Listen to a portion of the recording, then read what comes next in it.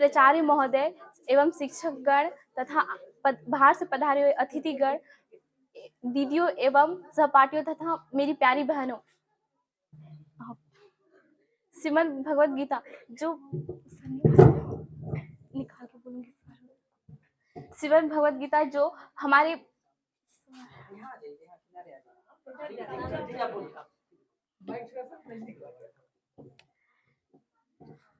श्रीमद् भगवद गीता जो भारत के सभी ग्रंथों में सर्वश्रेष्ठ मानी जाती है। यह एक महज उपदेश भरा ग्रंथ ही नहीं बल्कि धार्मिक, दार्शनिक, राजनीतिक तथा सामाजिक वार्ता भी है। यह समस्त संसार का कल्याण, यह समस्त संसार का इसमें समस्त संसार की सुविधा भरी हुई है।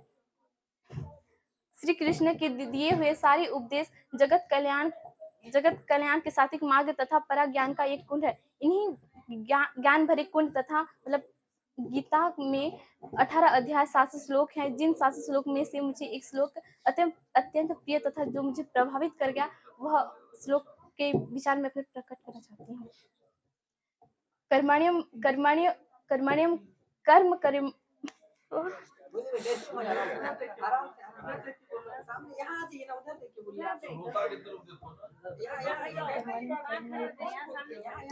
कर्मण्यम कर्म ये पश्येद कर्मणि च कर्मश सब बुद्धिमान मनुष्य स उक्त्वा कृत सर्व कर्म कृतम। अर्थात जो मनुष्य कर्म में भी अकर्म देखता है और अकर्म में भी कर्म को देखता है, वह समाज में सबसे बुद्धिमान होता है और वह सभी कार्यों में प्रवृत्त रहकर भी दिव्य स्थिति प्राप्त करता है। अच्छा, गीता में इस श्लोक का अर्थ यह है कि कृष्ण भाव में कार्य करने वाला व्यक्ति स्वाभाविक कर्म बंधन से मुक्त होता है। इसके सारे कार्य कृष्ण के लिए ही होते हैं। इस कार्य से उन्हें कोई हानि नहीं बल्कि उनके लाभ ही लाभ होते हैं। फलस्वरूप वह मानव समाज में सबसे बुद्धिमान होता है और इसके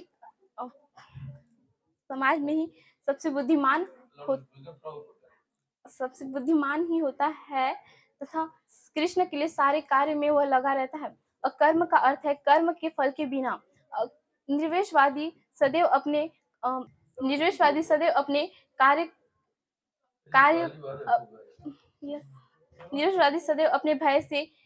भय के कारण कर्म करना बंद कर देते हैं कि कर्म फल के उन्हें स्वदर्शन में बाधक ना हो।